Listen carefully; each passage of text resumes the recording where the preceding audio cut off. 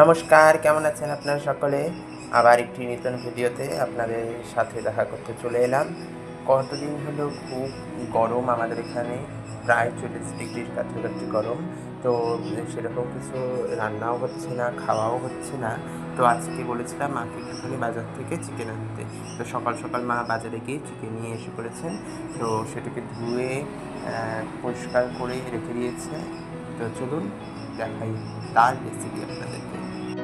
খুব সহজ পদ্ধতিতে করতেছি, তাই বেশি কিছু নিইনি। শুধু একটুখানি পেঁয়াজ কুচি করে নিয়েছি, একটু টমেটো নিয়েছি, একটু আদা এবং একটু রসুন নিয়েছি এবং সেগুলোকে একটু দেখছি ভালো করে।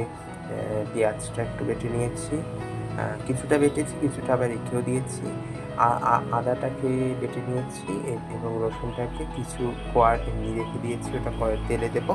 আর কিছুটাকে বাটিনি, এমনি থেঁতো করে নিয়েছি। আর টমেটোটা শুধু টুকরো করে রেখে দিয়েছি তেলে দেওয়ার জন্য। ধোয়া পরিষ্কার করা মাংসটার মধ্যে একটুখানি লঙ্কার গুঁড়ো আর একটু হলুদ গুঁড়ো এবং ওই লবণ আর একটু ঘরের পাতায় টক দই দিয়ে ভালো করে মেখে ম্যারিনেট করে রেখে দিলাম কিছুক্ষণ সময়। ততক্ষণ ওই মশলা তৈরি করে নিয়ে আস্তে আস্তে রান্না করব। যাই হোক, রান্নার মধ্যে সেরকম কিছু মশলা ইউজও করিনি।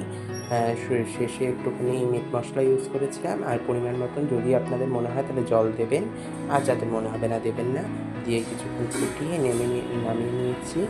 আর এখন আপনারাও বানান, খান, এনজয় করুন। আবার দেখা হবে একটি নতুন ভিডিওতে।